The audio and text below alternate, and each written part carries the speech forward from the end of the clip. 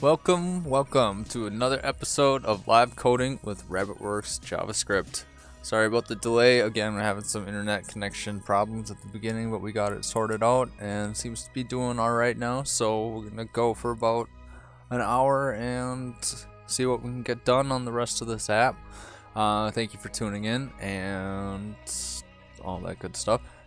If this is the first time tuning in, I wanted to say thank you for joining us, and this is the project that we've been working on for the last number of episodes. It's just a basic photo filtering app, so you have a basic image that you can put a link to in this input right here, and then apply some neat CSS filters on it and whatnot. And cool. So that's what we've been working on. And basically the next part of this application is to just build out a little right here what we have on episode 8 for those. If we look at the work log, we're building out a save image component, and it's just going to download the image or take our image with the CSS filters, and it's going to throw it into a canvas really quick, and we're going to bounce that canvas down to an image. And we can download it with the filters applied, so it'll be neat. Can't wait. Cool. Thank you so much for tuning in. Let's thank Free Code Camp Radio as always for the awesome beats. And let's just say hi to Josh in the chat as always. What's up, Josh? Hope you're having a good night. Thanks for tuning in. And cool, so let's see where we get and get started without further ado. Am I forgetting anything? I don't know. Head over to the RabbitWerks Discord server. I got all of the dev stickers printed up and ready for shipping. So if you want your own pack of RabbitWerks dev stickers, head over to the Discord and say what's up, and I'd be happy to send you out one for free. No problem. No matter where you are in the world, I'll make it happen. And just because I appreciate you guys so much. So yeah, cool. Thank you. So without further ado, let's get started. So what do we want to do first? So I think if we look right here is where we're building this component, and it's going to consist of a couple different things. So we're going to have reset filters button, and so for right now I think we'll put it down here. We might move it up into the filters panel, or we might just put it in the filters panel like at the bottom or at the top right here. We'll have to see what works best for the design, but basically it doesn't really matter where it is because the functionality will be the same. And then we'll have the download image component part of it, which is just going to have a text input that we can put in a custom title for our image that we want to save it as, and then yeah, so custom name for that, and then a button to click to download it. Cool. So let's get started. Let's open up save image panel, and let's see. So right now it just says hello world, and we don't need that in there.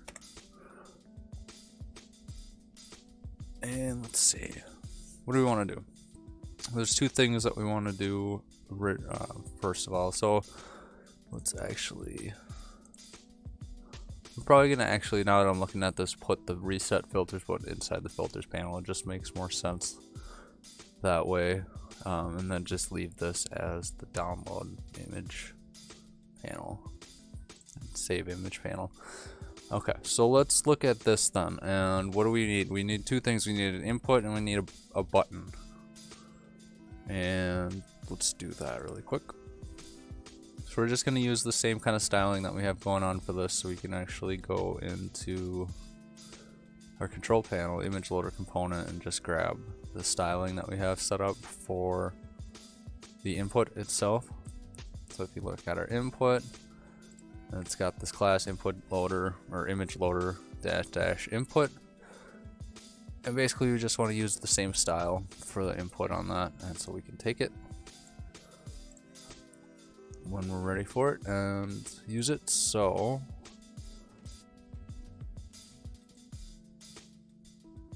alright, so we got save image panel outer right there, and this is going to be Flex 1, and right away we're going to want to put some inside of it. We're gonna enter in our component for the text input for the download, or the custom name. So let's see, let's just go into our file browser really quick here. All right, save image, and we right click and new file, and we'll just call it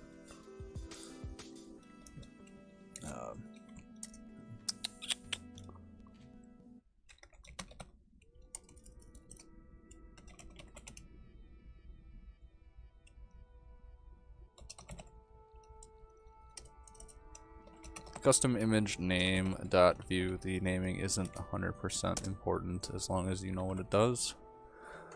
And then scaffold out our project file with the Vue snippets that we talked about last session. And cool. So what do we want to do? Let's put, if we look at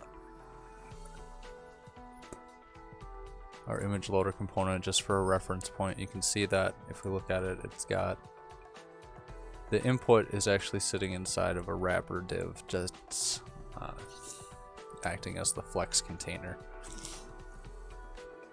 And the reason why we do that is because if we were to have just the input on there acting as a flex item, then the input would be all skewed and styled out of whack. So in order to work around that, we set up the flex item as an outer container. So we're going to basically do that the same thing on our new component, the custom image name component that we just created. So we can just say, let's see, custom image name dash dash outer. And if you remember from other episodes that when I'm writing my class names, I'll kind of do an interpretation of that BEM or whatever, so it's just like the modifiers that is following a double dash, and that's basically all there is to that. All right, cool. So we got a div and a class name on our div. Excellent.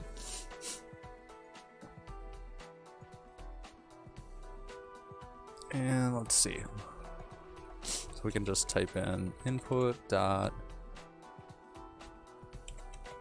custom image name dash dash input, and that's going to be a type of text. We can actually just build this out a little bit like we've been doing for our other larger elements that need to have a bunch of different attributes attached to it. It's kind of easier to read it when it's lined out like that, in my opinion. So cool. And then it looks like Josh in the chat was saying he just cloned it, the project, and seems with smaller screens. We want to overflow to scroll on the filters just as overlap the bottom, the bottom panel of on his little monitor. So basically saying that on different screen sizes we might have to set up some media queries in order to get everything sized out correctly. And that is a good point. I think maybe once we get the project finished, we can go back and write some media queries to try and make it mobile friendly. I think that would be cool, a good process for everybody to see as well. So something to keep in mind. And the idea behind like using stuff like sizing, rem sizing and whatnot, and CSS variables for font sizes and whatnot, is that when we do start to bring the app into mobile device territory, it is overall a little bit easier to kind of get things uniformly changing in size, scaling in size, because of the dynamic nature of having things scaled or set by the rem sizing and like CSS variables, where you can change it once and it will reflect throughout the rest of your styling, whatever you're calling that CSS variable. So it kind of takes a little bit of the manual labor behind recoding everything out a little bit, and it can kind of cut down on duplicate code a lot as well. So especially for like it's like all CSS code and stuff. But anyways, so that's something to keep in mind. We'll look at that possibly down the road as well. But for now, we're just gonna worry about the desktop app sizing and go from there. All right, cool. So where are we at? So we got this input right here, and what we could do, we're gonna want to just set up a V model, but since we're using Vuex in this case, we'll probably just we'll create a new property on our image for our image object here in the state of our Vuex store, and we'll give it the name custom image name, and that's just going to be an empty string. And what we can do is we'll set up a V model using Vuex and just model it straight to that. What we could do is do it inside of the custom image name, set up a data property in here that we listen for like a change event, so, or like a blur event or something, so that way it like waits until after the user input is done, and then so it'll V model each keystroke, but then it might need, or it V models each keystroke, but then at the end of the user input, and then it'll take everything and send it over to Vuex and do it that way. So there's two different ways to do it. I think we're going to do it the first way, where we're just V modeling with Vuex, because it's a good way to demonstrate it. We can demonstrate both ways, I suppose, but let's see. So let's get this component loaded up into our the DOM so we can actually see it. But before we do that, let's just go down to the other image, or the other text input component, and just borrow the styles for the input, and we can just put it inside of our style attribute tag over here. Make sure to scope the style attribute so it doesn't bleed out into anywhere else in our app. And of course we need to update the class name, because it's not our image loader that we're targeting in this component. It is the custom image name input that we're targeting.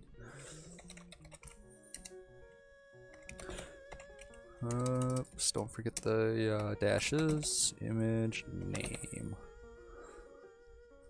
Cool. Excellent. Oh, and we forgot another dash. Silly. Okay, there we go. Let's see.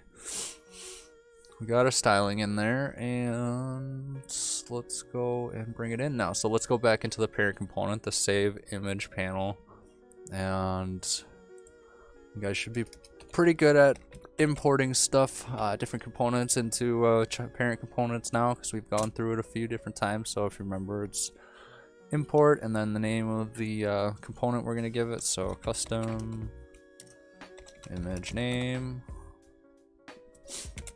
and that's going to be from the same directory. Excellent, just like that. And then, like always, you have to go into our Vue instance and register that component that we just imported. So import our components object, and again, like we were talking about last episode, I like to do the Pascal case to cam or to kebab case type of component registration, just because it cuts down on the different ways to do it. Instead of having 3 different naming conventions going around your components, you just have 2. It improves readability in my opinion. So we'll do that, and it is, what did we call it? The custom dash image name, and that is custom image name, just like that. And don't forget the trailing comma. Cool. And the last thing we got to do is just bring it in. So let's just set it inside of our save image panel.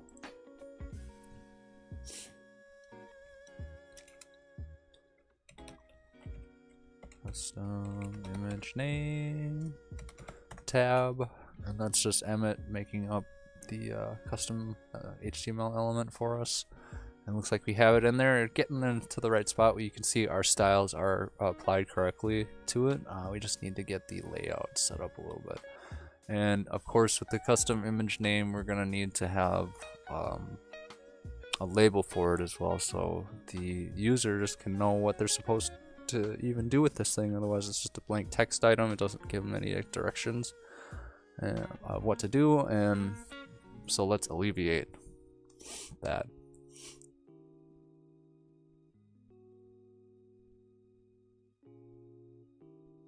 And okay, so let's go back into, since we have it displaying now, we can go back into the custom image name component, and what do we want to do? Let's look at the image loader and see how we did it in that one. So we have an outside parent div wrapper that is holding both the label and the outer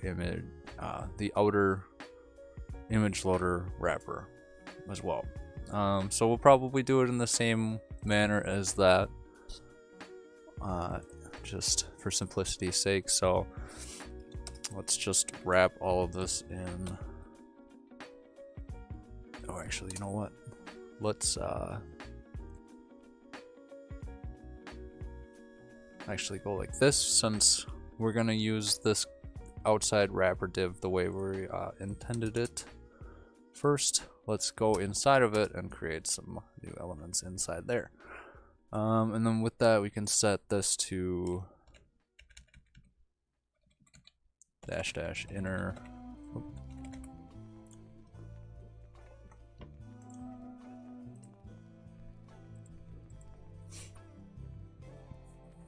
Cool. And this is gonna be the artist spotlight or track highlight of the night. One of my favorite lo-fi hip-hop beat producers, Apollo Brown. This track is called One Chance, and I'll link it in the description if you want to check it out. Go check out Apollo Brown. Super dope, super chill. He's got a really good groovy flowing style to him, so I'm a big fan. Excellent. Okay, so we're just naming these classes.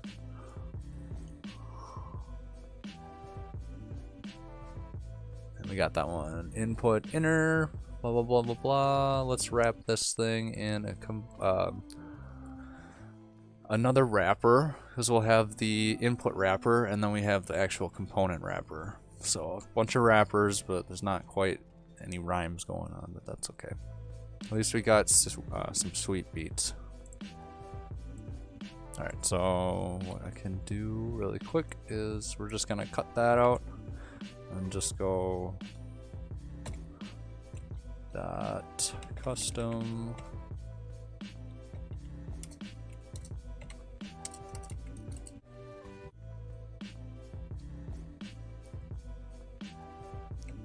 losing my train of thought here. Custom image name -- input, and it's going to be -- outer.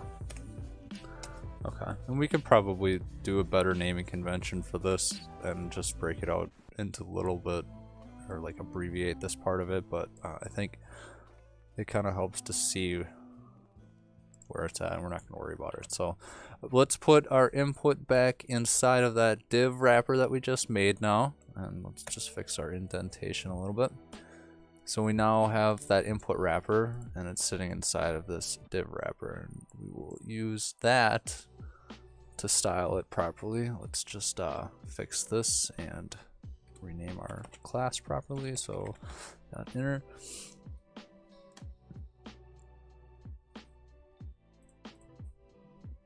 Cool, so our style is back in there, and now we can put a label on top of that. So let's just say label. How did we have it set up in this? So we did just use the label component. So label for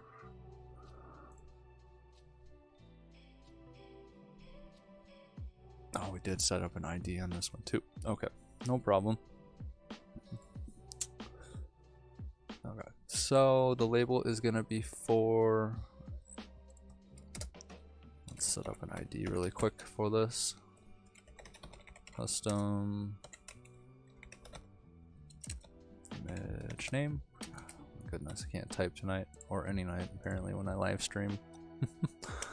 Alright, and we can just pop that into the for attribute up here. So basically what it's saying is it's kind of what the for attribute is doing is it's looking for an ID that is associated with the value inside the for attribute of the label, and it kind of links it to it. So if you see, if we click on like the label for this component, that it focuses the text input, just some basic HTML behavior and whatnot, just so for if anybody was wondering why we're using the for attribute.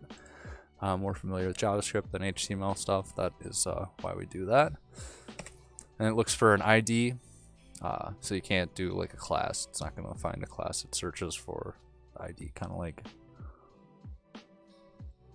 if you ever use same page sectional navigation by hashtag ID, stuff kind of works the same way. So custom image name, like that. Alright, and then we just have to give it a class. So class equals gonna be custom, geez Louise, image name dash label. Oh. And then we just want to give it a value, of course, inside of it. So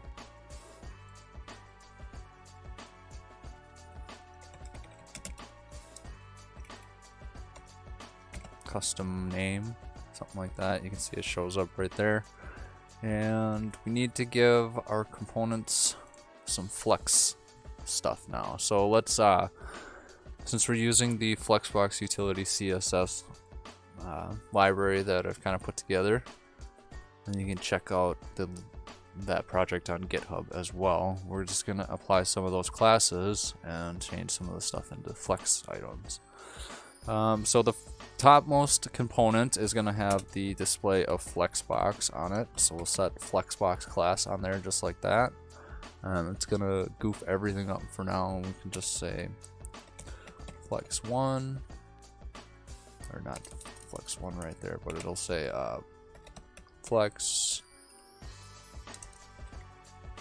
Flexdir call, and that should stack them on top of each other. And then what do we want to say? We want to give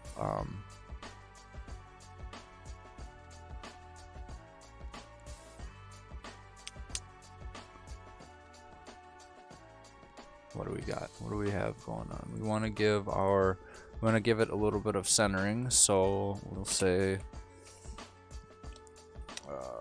justify center. Can't remember what the class name is. Let's take a look.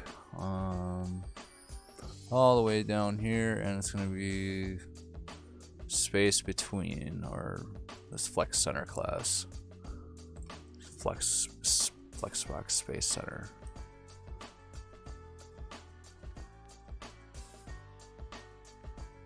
Okay. Let's go in here and play around with that. So flex center, see if that is what we want. Okay, so that kind of gives it. We don't want the we don't want this centered though. We don't want the label centered. We just want the same style that we have there. So what did we have? Let's look at our other component just for a reference point, so we can get the same stuff going on consistently across both. Okay, so it looks like the outside wrapper on the other component, our image loader component, has some padding, so we could probably add that to this and see where that sets it. And let's just take a look at what else it's got. So this one has Flexbox, Flexdir call, and Flex1 of the input wrapper. or the label, I'm sorry. And then the input wrapper has a flex 1. Alright, so label, we'll set that to flex 1. And we also need to give our stuff some padding. So let's copy this class so we don't have to type it out. And down here in our styles, bring that in just like that. You can say padding will be, what was it, 0.5 rem, 1 rem. And that should give us some spacing just like that. Cool. And let's give our label a little bit of styling as well. So we can say custom image name label.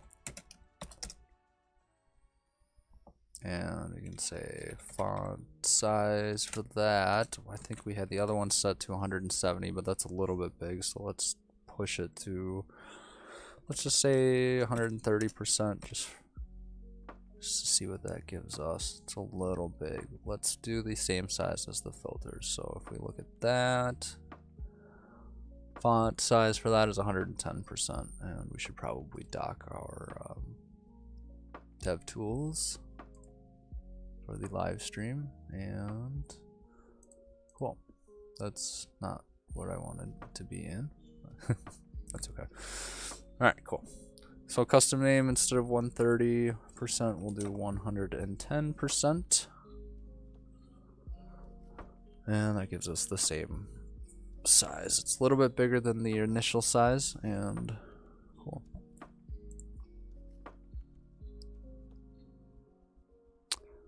And let's just give our label just a tad bit of padding on the bottom, margin on the bottom, margin bottom. Oops. Sorry about that. Margin bottom. And let's just say 0.5 rem. That should be about 10 pixels. Push it down. Cool. Let's give our save image panel just a little bit more space to work with. So we'll give it a min height of 8 rem. And that'll give us a little bit more space. We might even bump it up to 9 for now and see if we can decrease it, we will, but so we'll just put a button in here. Actually, let's just bring it down to 8 again, just for the heck of it. Alright, and cool. So let's see, what do we want to do? Okay, we have the element built, our custom component. Now we need to get some data going into that. So typically what you would do in this situation is you would have your Vue instance with your data object, and you would return a new object that has something like custom name value, or just something like that, and it would be an empty string. And then you could do something like, and the input will say v model, not v meow, v model, and we'll say custom name. So right, and then bring this up here.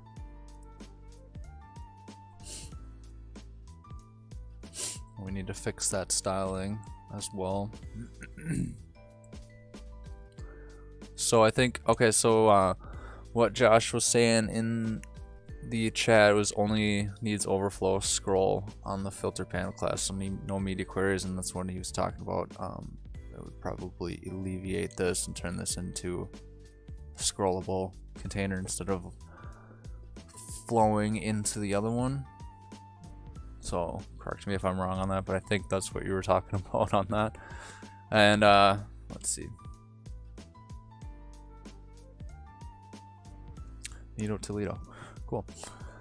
I am really excited about these RabbitWerks dev stickers. They're super cool. So if you want some, I will send you some. Message me, contact me, get a hold of me on the Discord server, and I'll send them out to you. I'll mail them out. I don't care where you are in the world. I'll try and make it happen if I can. Because they're sweet, and I want you guys to have some. So got tons of them. Hit me up. And back to what we were talking about here just a minute ago. Okay, so we're talking about this is if we were going to set up just a traditional V model for a Vue instance. So let's pull up our Vue dev tools, and we can take a look at app, main container, expanded display container, or wait, control panel, save image panel, custom image name. Alright, cool. You see this data property right here. So if I were to sit here and type in all that good stuff and it updates, cool, wonderful. Now, if I were to say something like add change, which is a JavaScript event listener, and it listens for any type of input changing the value of it. So we'll say console.log custom name. So if we say test, oh, we gotta say, can't do it like that.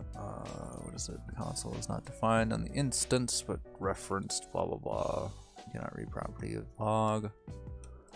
Let's not do it like that. We gotta say,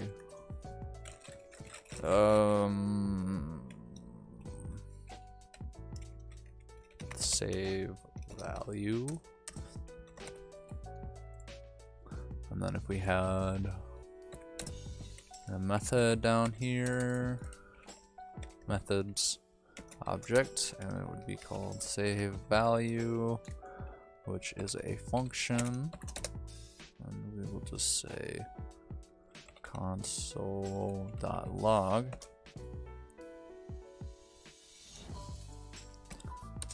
this.custom name. Alright, so now if we were to sit there, okay, you see how it showed up there at the end? Okay, so we'll say input some info, and it doesn't do anything, but if we like focus, click off, and the value changes, then it'll log it. So if we wanted to, we could set this up in a way like this, where we vmodel to local data property on our component itself, and then just send that value over to our Vuex store. Otherwise, we can also set up vmodel through Vuex store, so we could probably demonstrate that as well. And if we wanted to do that, it would be something similar, and I could show that right here. So let's the first thing we want to do in order to do that is we need to set up a getter in our Vuex store in order to get the data back into our component. Basically a hook into our Vuex store properties. So let's go into the store, and we got our state with all of our nifty filters. We can actually minimize that. Get filter, we don't need that. We haven't used it at all, so we can just delete that getter because we're not using it. It's just dead code taking up space at this point. And that's never it's always good to clean up your code and go back through and do some code gardening. Because dead code is a bunch of bloated JavaScript stuff that you don't need to be sending over to your users, but it still gets sent because it's still there. It's just commented out. So it helps to increase performance and whatnot. Okay, so we need to set up a getter. Give me 1 second, just gotta respond to this.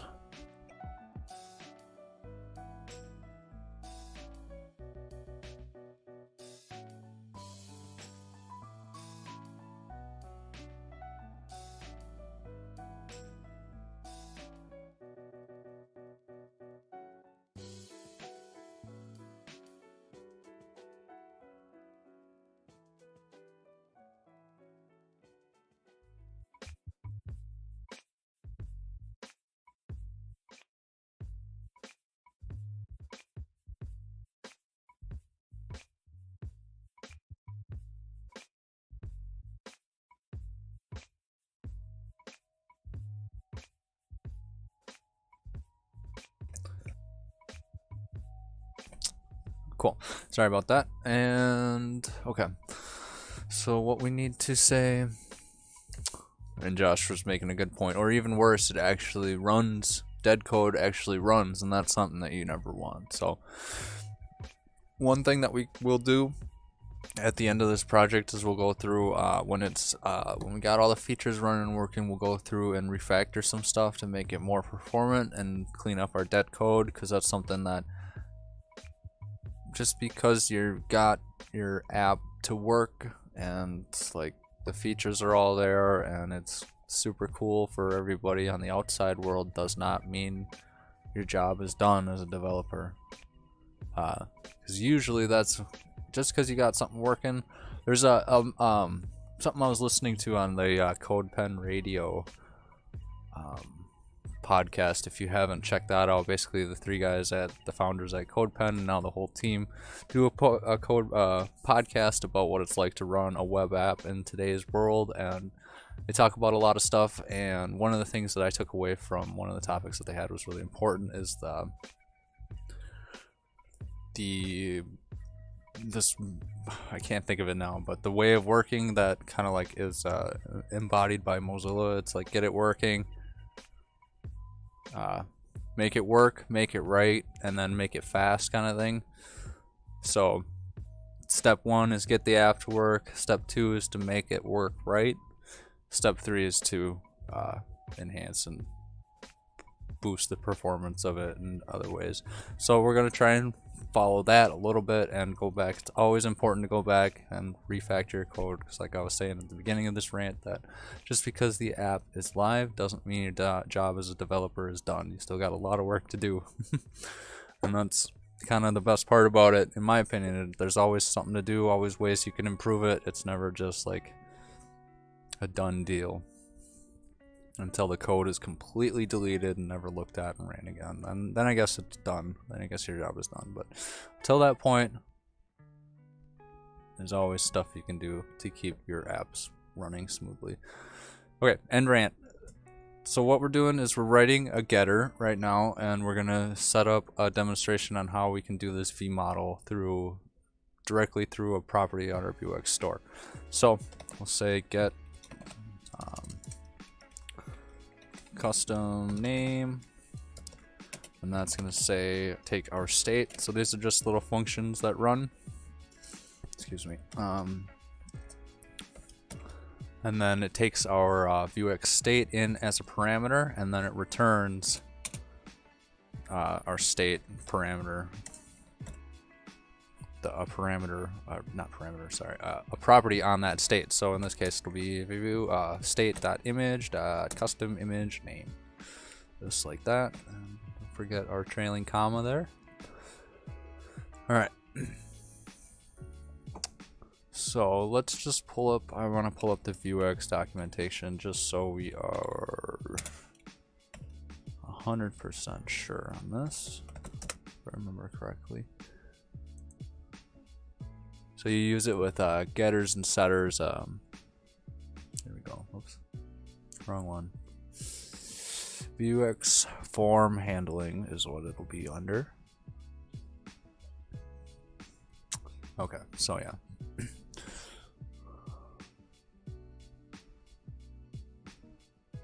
Yep, so if you look here, you can just say nothing super fancy dancy. They just have this a computer property that has a title of the computer property, so it takes in the state and it returns the parameter, the property that you set.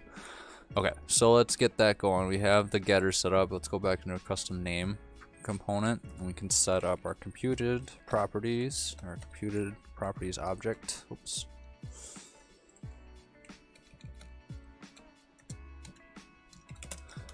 Alright, just like that, and then make sure we don't forget our comma on that as well. And then we gotta say, so this is what the name of our computer property is going to be, and we'll just say custom image name, and then let's just say getter.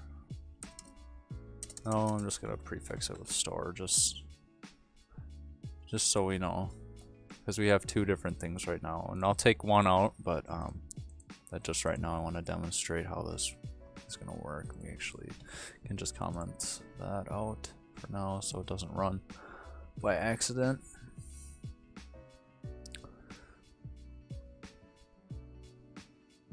Okay, so we have a custom image name, which is a computed property, and there's two different things. So normally we'd set it up and we'd just say return this dot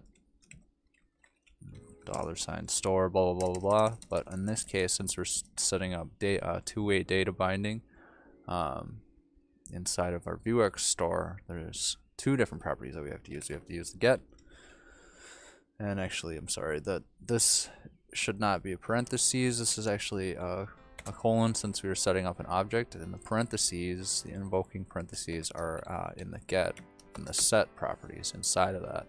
So get this is going to be where we say return this dot $store dot getters dot get what do we call it, custom name.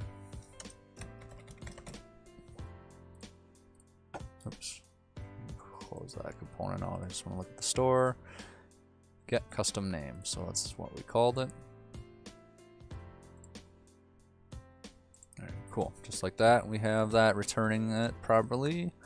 And the other thing we want to do is set up a setter. So that's set with a set of invoking parentheses, and this is going to be how do we say it? This .store.commit message, update message. So we're basically going to call a mutation from our Vue instance. So you can see right here it says this .store.commit. Commit is referring to it's committing a mutation to state. So just like how we have our action set up right here, and we can actually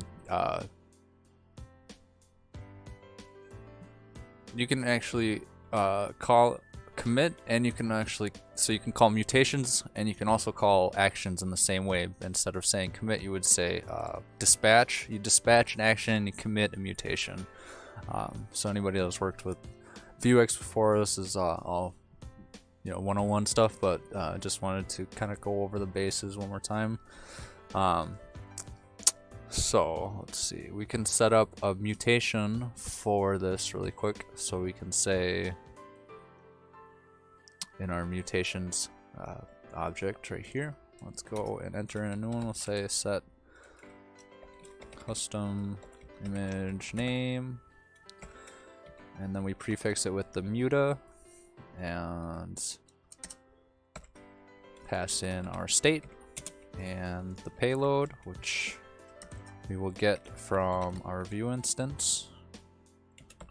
And then we can say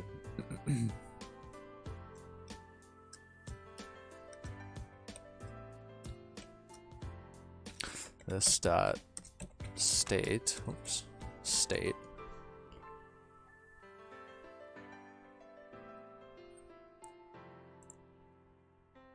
Oh, I'm sorry, it's not this dot state, that's for the Vuex image. So it's going to be state dot image dot custom image name equals payload. And in this case, the payload is just going to be equal to the value. So we can say payload equals value, right? And then make sure we have our comma at the end of that. So coolio, now what do we do? Okay, so let's go back to our custom image name component and finish up our computed property. So what we need to do is we're gonna say, first of all, we need to set the correct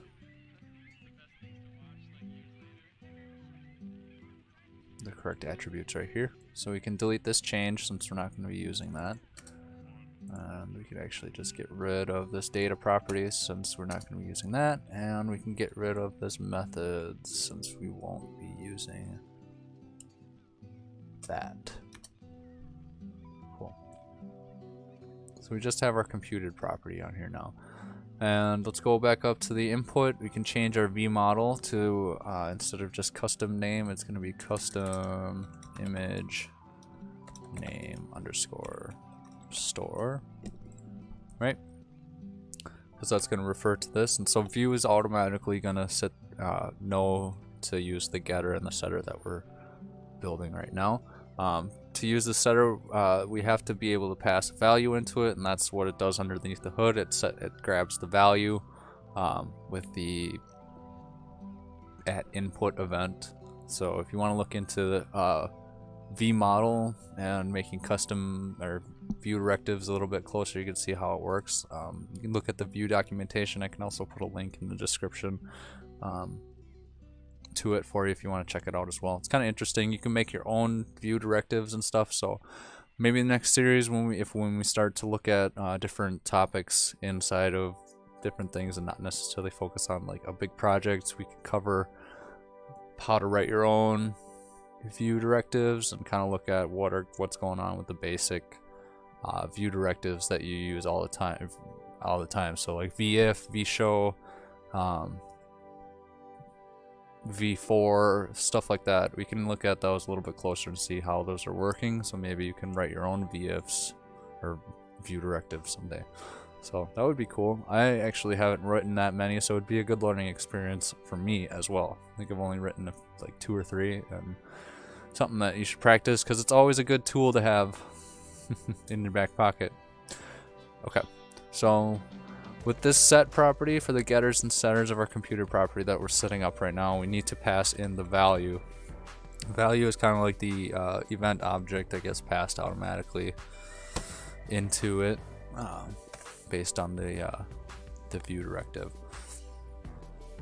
And so right here we can say this dot $store dot, and then you can see right here it says state and dispatch and commit. So we're going to use the commit because we're going to commit a mutation to our state, and the first parameter is going to be the name of the mutation that we want to commit.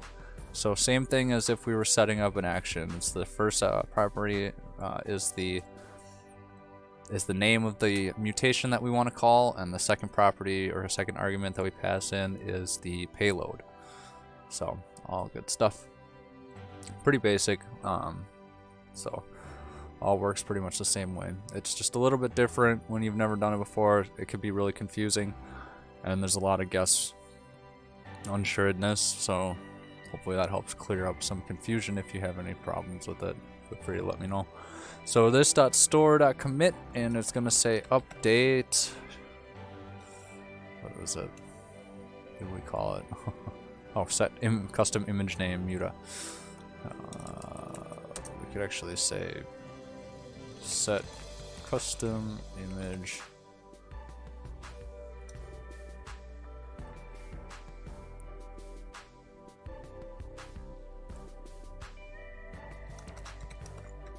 muta, and then the second property is going to be our value, just like that. Cool. Now, if we say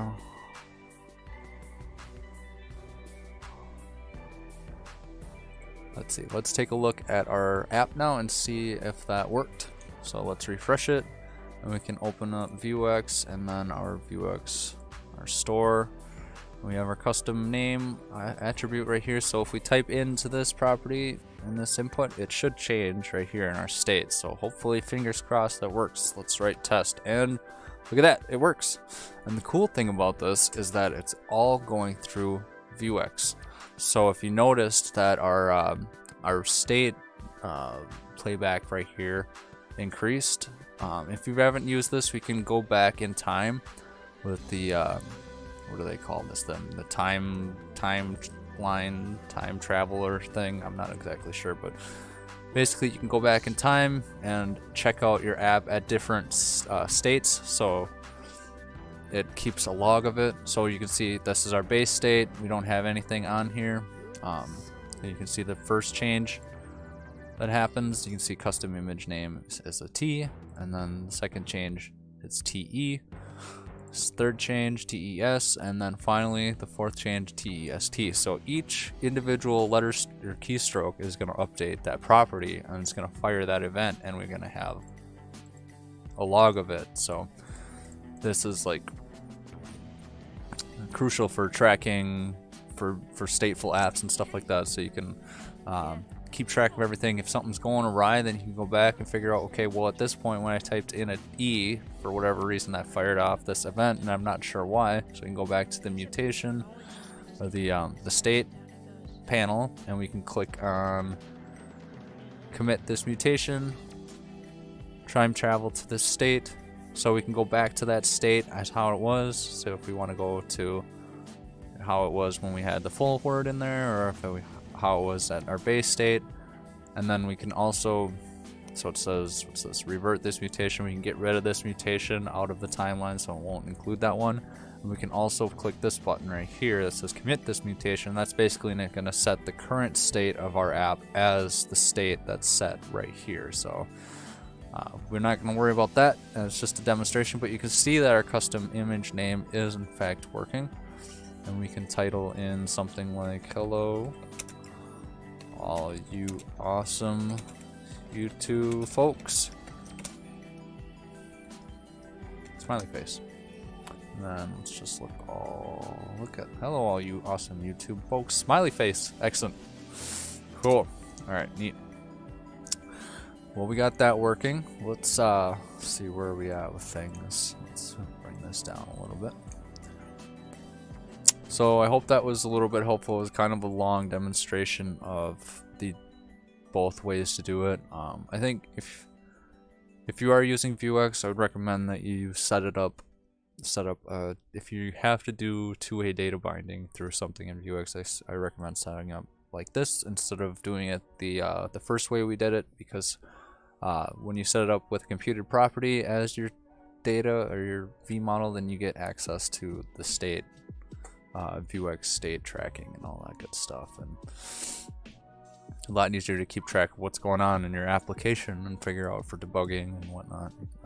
Hopefully you can see that when you have a big stateful app, that stuff like this is critical on keeping track of what's going on, and if something's not going right, where it's going wrong, and trying to like help you eliminate possibilities and stuff piece by piece. Okay, enough of that. So let's open up a new terminal really quick. I'm just going to so tonight we're going to start by making a new branch really quick. I'm not going to commit to master anymore. We're going to try and do work in some Git best practices while we work on our projects. So if you're not familiar with Git, it's kind of a learning curve with the commands, but just, you know, look up a cheat sheet, and there's only a few of them that you use pretty regularly. So one of them is going to be for making branches and checking out on branches. So if you want to change between branches, you just say git checkout and then the name of the branch. And so we'll be using that command in just a second, but I'll show you. First, we want to make a new branch. So we can also say git branch, and then it'll be the name of the branch that you make. You can also do it all in one, so you can say git checkout -b, which will say we want to make a new branch and then check out that branch as well. And basically we just want something other than master to work on. We can go over Git. I'll link some really good intro videos on how Git works and why you should use it and what it's even for, and like if you're confused on what the point of it is, then I'll get you some really good resources for that linked up as well. But basically I just want to demonstrate it for this purpose. You don't necessarily have to do this. You could just stay working on master, but at some point or another you'll want to learn how to work through different branches, because that's an industry standard and a must in development these days is version control. So if you want to follow along, otherwise feel free to work on master, but for now we're going to switch over to a branch. And not quite yet, we want to make sure we commit our stuff. Actually, I'm getting ahead of myself. Let's say git add all. So git add period is the same thing as git add all. Git commit -m, since we've already got stuff, edits on this branch, the master branch. We're gonna have to commit them before we can start working on a different one. Git commit, and we'll say added custom image name input component with a P. There we go. All right, excellent. And we'll just say git push. And maybe, yeah, there we go. All right, code is live. Go check it out if you want. All that good stuff. And all right, so let's do this branch demonstration really quick now. So we'll say git checkout -b, and that's, remember, we're checking out a new branch and creating a branch at the same time. And we'll just call it download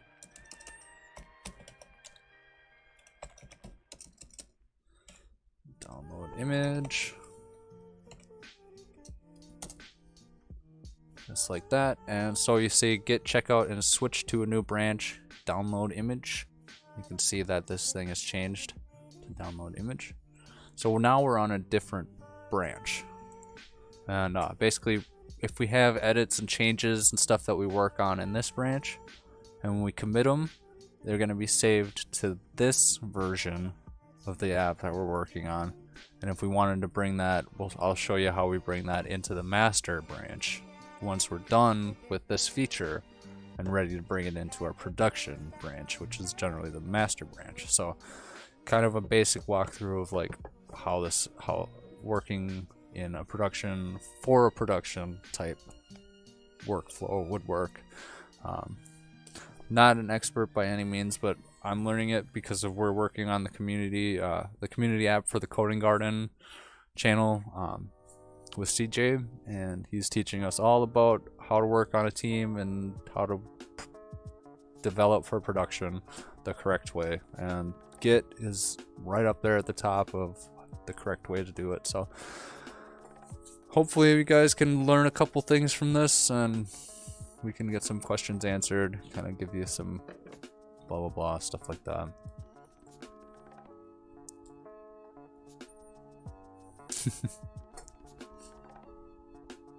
And it looks like we have another guest in the chat from the community app as well, Derek Carroll. And hey, how's it going? He said he was looking, he was trying to do Git branching yesterday. It can be really confusing, and I mean, I barely understand a lot of the more advanced features of Git myself, but it's really the only way you're gonna get good at it is to do it and practice it and do it pretty regularly too, to understand what all the commands do, or get a cheat sheet. So I think for the community app, we're gonna get a cheat sheet together on the Git commands for basic procedure on creating a new branch, pushing the branch or code to the correct spot on GitHub, and then being able to merge it and all that good stuff. So cool. All right, so we have our download image, and now let's go into our save, or we're on our download image branch, and let's go into the save image component, and we're gonna say new file, and this one's gonna be the download image.vue. And cool, so let's scaffold out this component, give us a boilerplate to work with. All right, cool. So before we go any further, I'm just gonna take a quick break. I need to use the restroom and get some water. I'm quite parched. It's super dry out in the air tonight. So I'll be right back in a few minutes. In the meantime, I hope you groove out to some awesome beats. Stay awesome. I'll be right back. Thank you for tuning in to RabbitWerks Live Coding as always, and you guys rock.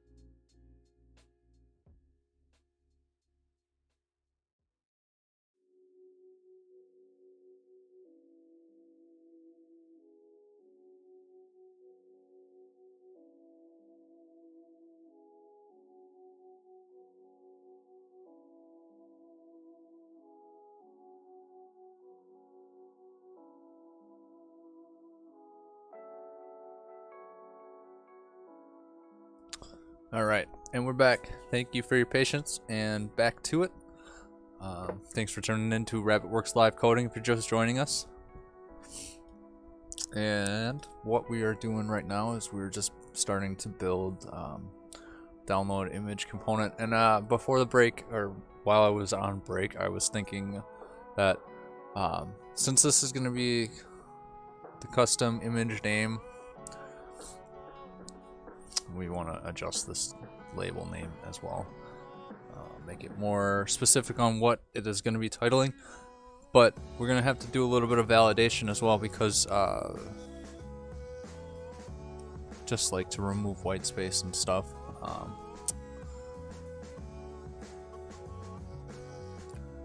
And I think we might need to check if there is like a situation where it's like, if we tried to name something .jpeg and then bounce it into a JPEG, it might give us an error. So if there's like, so we'll have to see if that, if like file extensions inside the name like that are gonna be an issue, then we can do a little bit of validation.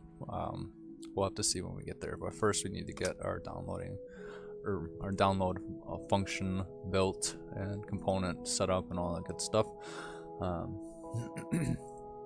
So cool. All right, so inside of our download image component, what do we want to do? So right here at the bottom, we're gonna have a button, and it's gonna be a neat button. Okay, so we're not gonna use a button component. We're just gonna use, or a button HTML button. We're just gonna make a div.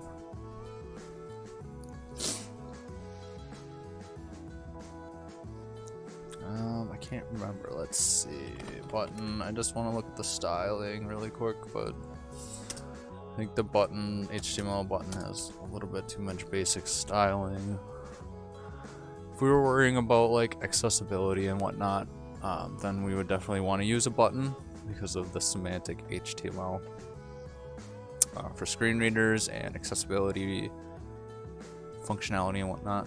But in this case, I think we're just going to worry about how it looks. Excuse me, sorry. Alright, so we're going to make a div, and it's going to be download button dash dash outer, and inside of that we'll just say, we're just gonna say button for now and say download like that, and I'm gonna pull this component into the save image panel so we can just see it in the DOM and see what it looks like and figure out if we're gonna need to use a div or use a button. I think we'll be able to get away with using a button. I think it'll be alright. I think thinking about it too much. Okay, so first step in importing our component, as always, is to actually import it.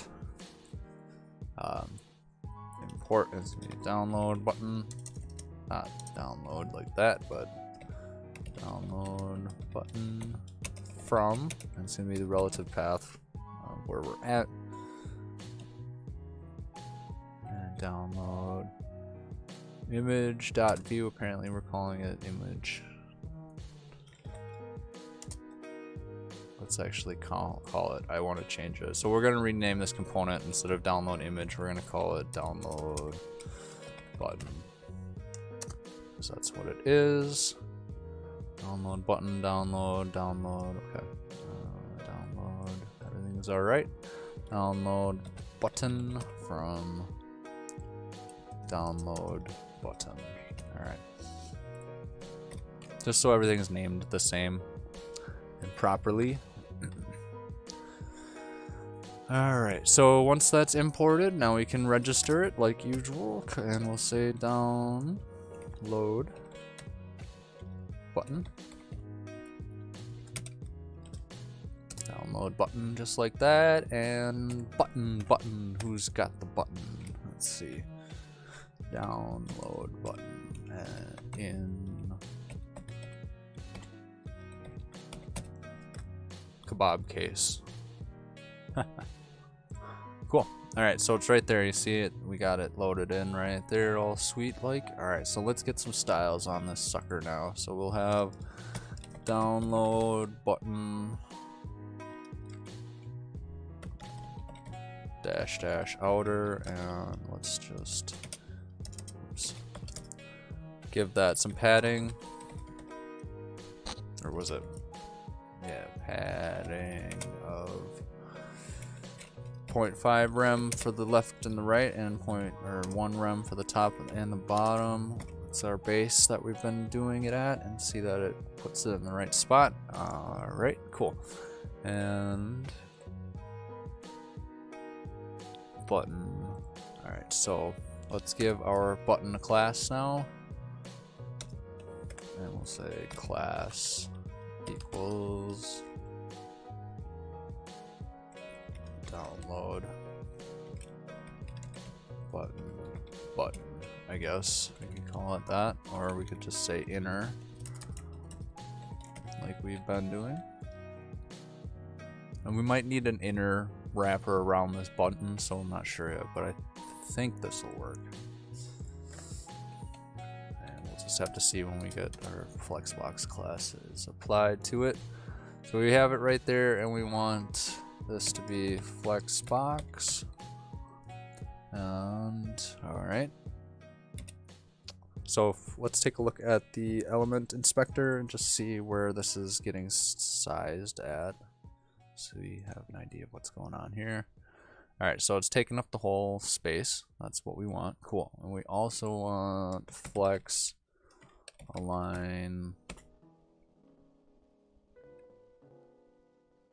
flex end, and then I think it's align self. is it? Flexbox util, what is it? Flex align, flex end, dot align self.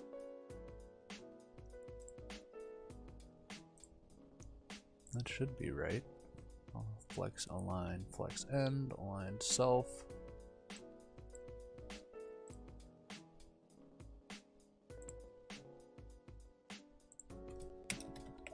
I always struggle with this. I know these classes work. I just I always forget the order of them sometimes. I don't use the align ones enough.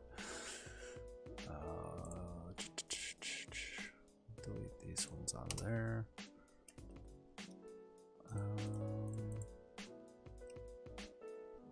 Oh, because I'm using the wrong ones. Jeez. It's not flex align. We're not flex aligning. Flex justify, because we're doing the main flow. So major facepalm, but that's all right. Okay, so what are the classes that we want to use for this one? It is justify. Here we go. Flex justify end. So that should justify the button over to the right, because that's the end of the flex container. Flex justify dash end. And yep, it's over there. Cool. Sweet. So I know that these classes work because I've put a lot of time into them so far. So I know they work for the most part. I just need to remember which ones to use. Flexbox is awesome, but it can be tricky too because of the caveats of the flex flow changing. And because when the flex flow changes, the align and the justify classes essentially switch what they do, but they do the same thing, but just in the opposite directions that they normally would.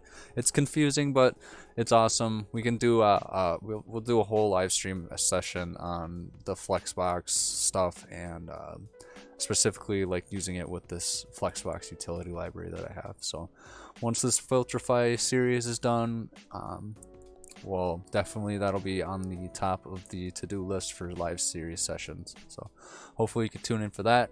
But for now, we're going to just keep going on it. So we got our button over there. Let's get some styles on this button and see if we can get it looking a little bit better than Windows 95.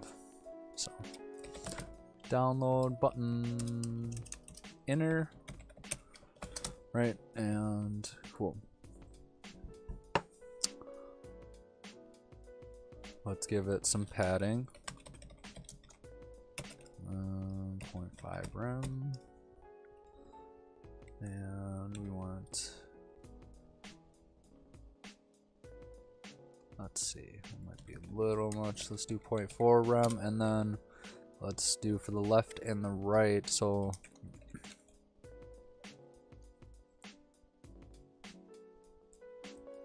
it's top and bottom, and then left and right. Or it's top, right, left, bottom. Or top, right, bottom, left. Otherwise, it's top and bottom, left, right.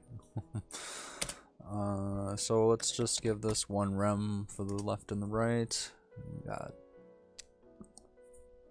actually, we can just say width is 50%. And that gives it that, and then we'll give it some padding of 0.4 rem. Oh, we forgot our semicolon. Okay, so yeah, that's getting closer. Let's give this 0.5 rem. So we're giving it some padding on the top and the bottom, but we don't need to give any padding on the left and the right. Because so we're setting that to 0 because we're giving just the button the size of 50% for the width, and that will take in account for. This song is cool. I like this one so far. I hope it's gonna be good.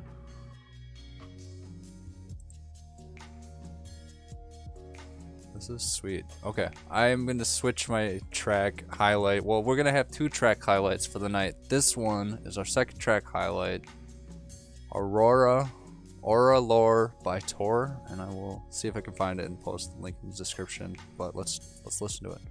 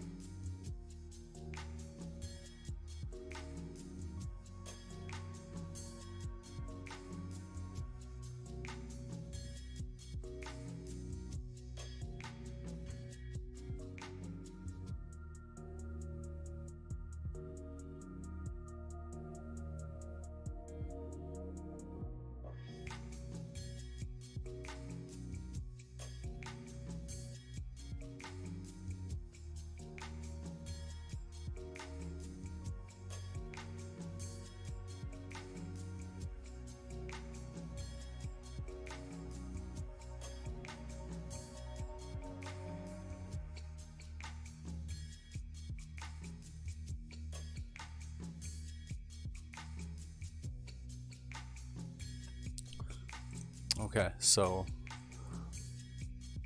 basically what I'm going to do really quick while we're letting this track play out a little bit more is we're just going to give it just reset some of the default stylings on this button, and I just am setting up a new color for the button background color to be.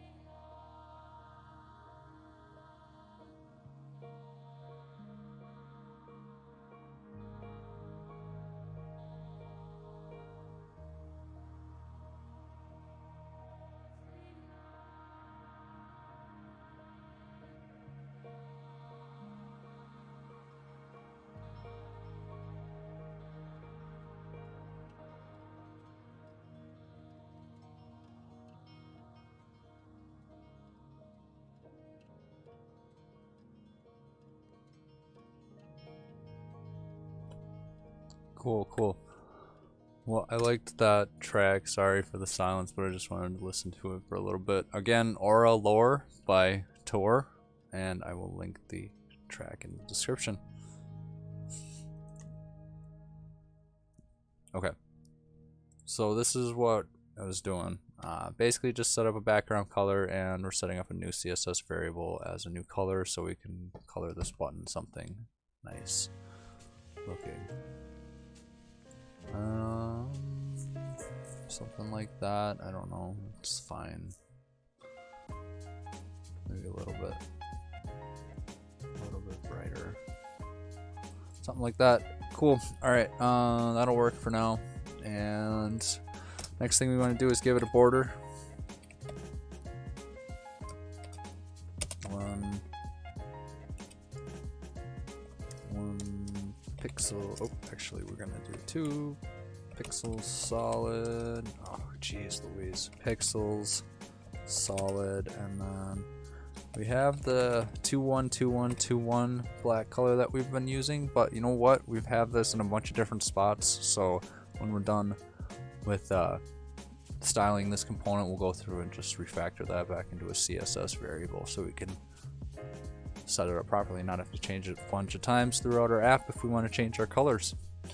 Cool. And so the next thing we want to do is give it a little bit of a border radius. So I think if I remember correctly, we were using 3 pixels. So let's say border radius and 3 pixels, and neat. Cool. And the last thing we want to do is let's just give that text a little bit of styling. We could say font size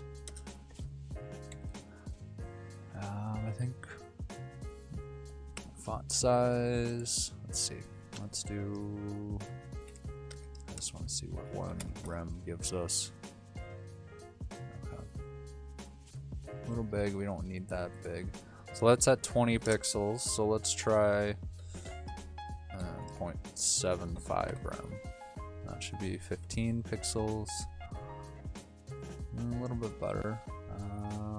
Let's just bump up the font weight just a tad bit. And should we try 400? 4009. Nope. 5. I just want to make it bold. I think 6. There we go. I don't know.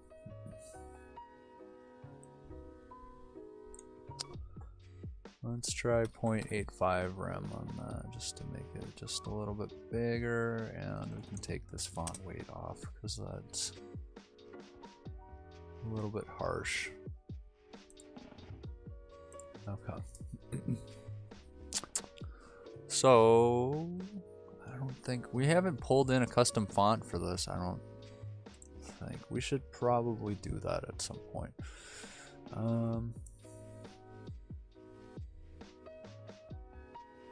Yeah, we could bring in a couple or a font and make it a little bit nicer.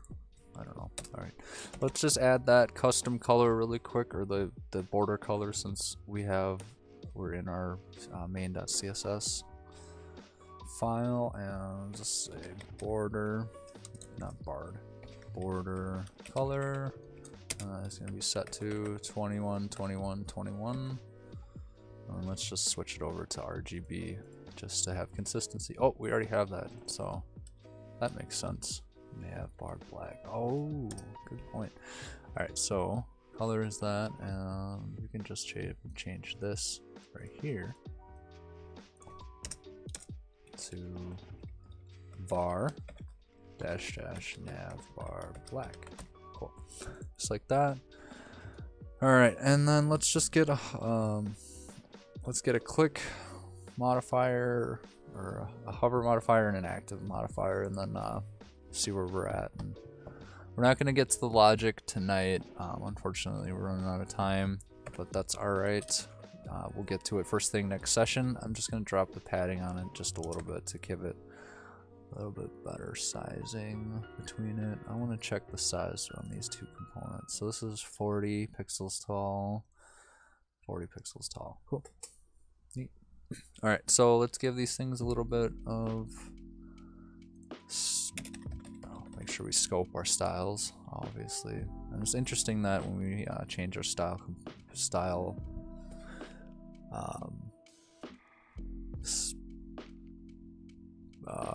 tag to scoped, that it reverts back to like the default as if nothing was applied. You have to refresh it in order to get it in there properly. Cool.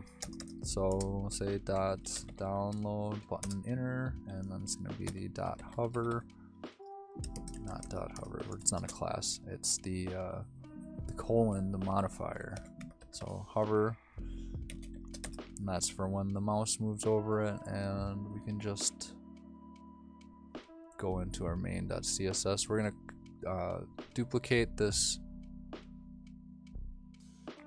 accent color, just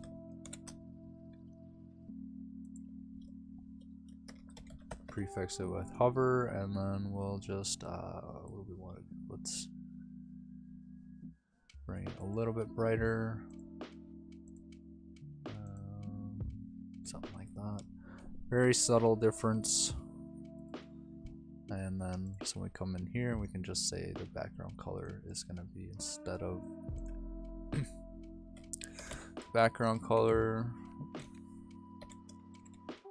instead of the just the accent color property, is going to be accent color hover. So now if we take our mouse and hover over it, it kind of gets a little bit brighter. Neat.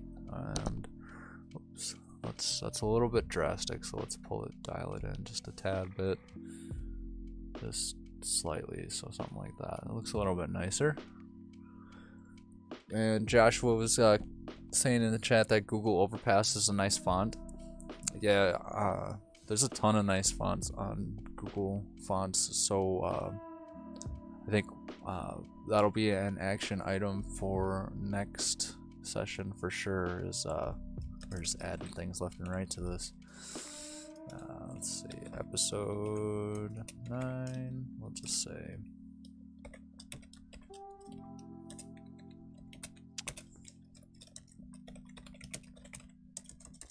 custom Google font, just so we know. And then we need to do the, sorry, just making notes, worst timing, I know. Custom Google font, and down, finally the download logic. Cool. And we got our button, and the last thing we want to do really quick is just get a click listener set up on it, and we also want to apply our pointer class to it, so that way to the out of the right here under the download button, we'll just add our pointer class, and we just set that up as a global class to apply the cursor as a pointer to whatever is attached, that class is attached to. So maybe not. Oh, we don't have it set up in this. So I thought we set it up already, but I guess not. So we're gonna set up a pointer class right now then. So it's just gonna be a CSS class in our main.css file, and it's just gonna be called pointer, and it's just gonna have the property cursor set to pointer, just like that. That's all it's gonna be. And that way, when we have this class pointer in any element, it loads in instead of just the arrow or whatever. It's going to be actually this little cursor. And I don't know why it's, oh, it's interesting. Let's see. It's just doing it on the outer one. It's like getting lost for some reason. Let's just put it on this one as well. It's strange.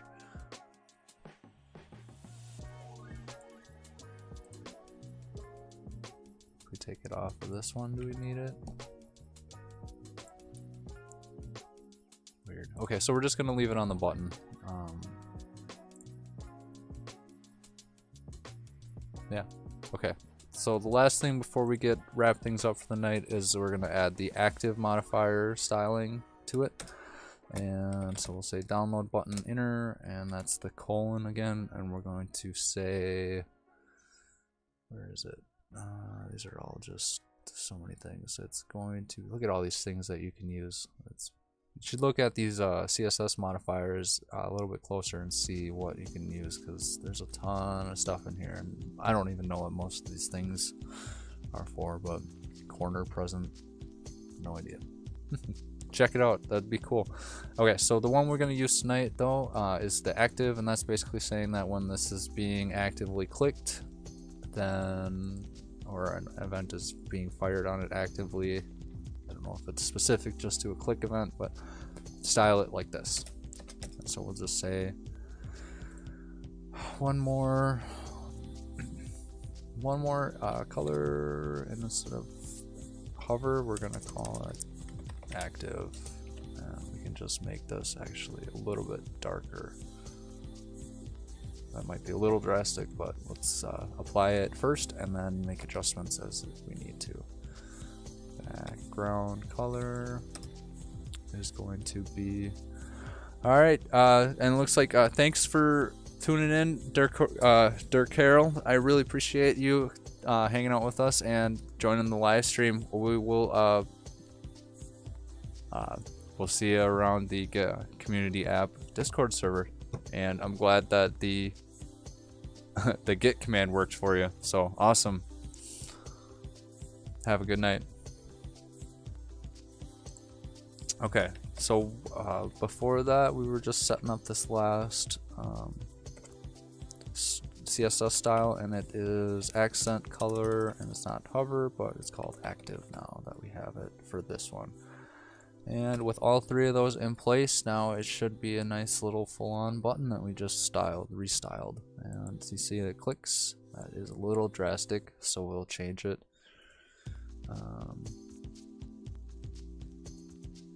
Might be a little bit better.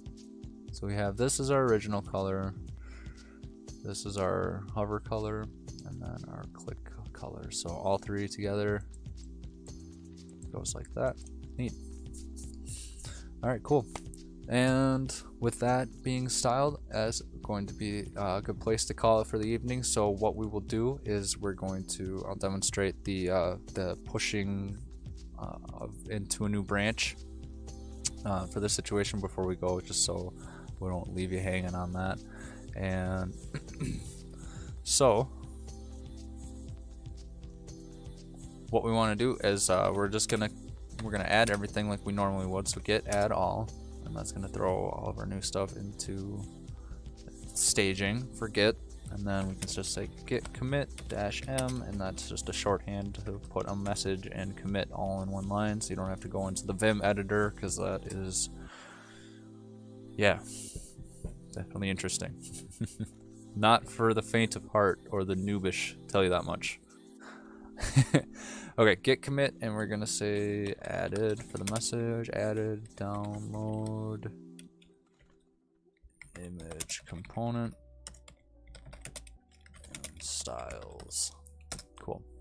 All right, so we have that there. So now we want to push it, and we have to set, since we're working for with a remote repository, we already have the remote set up for our GitHub repository. So when we push to master it, when we have first initialized this and all that good stuff and set up the first initial commands for the repo and whatnot, we set up our GitHub repo as a remote repository, and that's what we pull from and access. So we want to do kind of the same thing in this case. So we already have origin set up. So what we need to do in order to push to it is we're going to say git push like we normally would, and we can just say -u, or for set upstream, so the full flag would be set upstream like that. I'm pretty sure that's what it is, but I just use the -u, and then we will say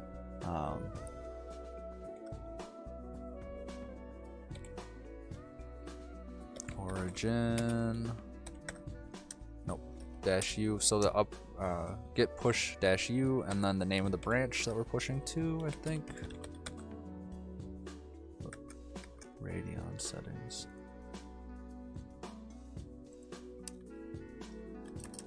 Let's just try that. Okay, git push origin. Okay, so this is what the thing is telling us. So this is what we need to type in. Sorry, I lost my train of thought. So git push, and then the shorthand for that is -u, and then we type in origin, and then the name of the branch that we are working on that we want to push to on our remote. So image, just like that, and now if we hit enter, it'll go do its thing any second now, and boom. Cool. Now, what do we do? Okay, so let's take a look. If we say, we can look at our branches. If we say git checkout, that'll give us, or actually not git checkout, I'm sorry, git branch. Just git branch without anything else after it. That'll give us a list of branches that we have. So you can see that we have our debug canvas, which we were working on to work through debugging and stuff, and then we also have our new branch, the download image, which you can see we're currently on because it's denoted as in green and the asterisk, and we also have our master branch. Cool. So when this feature is done, we'll go through how to merge it into master, but we're not quite ready yet, so we won't have to worry about it yet. For now, we're just going to work on our download image branch, and if we take a look at the let's go to the remote, the GitHub repository, and just take a look at what that looks like in our online repo. So right here you can see it says download image 1 minute ago. It's got a recently pushed branch, but by default the master is the default branch. So if you click this drop down right here, you can see a list of all the branches, and you can choose between them. So we're just going to pick up the download image branch, and then this is all of our files and all of our work that we've done on this branch. And you can see that it is this branch is one commit ahead of master. That means it has one commit that is more recent than what the master has. So when we merge it, we're going to bring all of our stuff into this and basically squash it into this master branch and merge it into one. And that doesn't mean that necessarily this other branch will be gone. We can still even work from that branch. It'll just take everything that we have in this branch and combine it into the master branch for releasing and whatnot. So not 100%. I'm still learning Git just as much as the next person, getting a little bit better at it, but I know the best thing for it is to just use it and use GitHub. Even if you're not working on a team, not working on anything, and you don't if you don't feel like it's necessary, just start pushing all your projects to GitHub under different repos and whatnot, and just doing that in itself will give you a better understanding of why it's helpful and the importance of it and just how to use it and stuff. So, because if you do get a job as a developer down the road, you're gonna need to know how to get funky with it. So, cool. All right, I think that's gonna be it for the night. Thank you so much. Let's wrap things up. So, this is what we got. We built our save image panel components and custom image name component and our download button component. And oops, let's delete that so we don't have. Everything is clean. And then we also added in a getter and custom image name component to our store, and a new mutation to set that image name.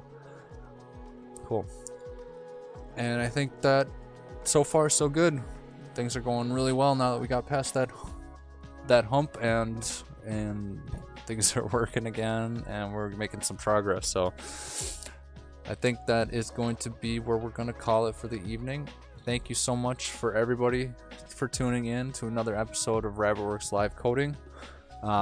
Again, make sure to check out the Discord and get yourself a RabbitWerks Dev Sticker Pack completely free. Just hit up the Discord and message me for info on how to get your own. Make sure to like, comment, subscribe to this channel and all the other awesome JavaScript channels out there, because that's the only way we're going to learn is to teach each other. And also thank you Free Code Camp Radio for the awesome tunes as always, and my RabbitWerks Code Beats playlist is up on Spotify with the link is in the description if you want to check that out as well. A bunch of awesome hip-hop beats, stuff like this we've been listening to for the streams that hopefully we'll be able to present on the stream. I'm going to do a trial run-through like I said last week. We'll do a run-through on a private stream to see how the copyright ID stuff and all that stuff works, because we don't want to get this channel shut down, so it's all about trial and error. Anyways, that's for a different time. Cool. Go check out the project on GitHub, and make sure to leave a comment on what you want to see in the next series for live coding series. If you want to do another project, let me know. If you want more example and tutorial and walkthrough based stuff on different concepts, let me know on that too. Let me know what you want to do. Cool. And thanks for everybody for checking out the chat. Thanks Joshua for hanging out with us all night and giving us some pointers and whatnot. Cool. And without anything further ado, wherever you are in the world, I hope you have a wonderful evening, morning, noon, and night. Stuff like that. And thank you again for tuning in to another episode of Live Coding with RabbitWerks JavaScript. You are awesome. And thank you. Stay awesome. Have a good night, everybody.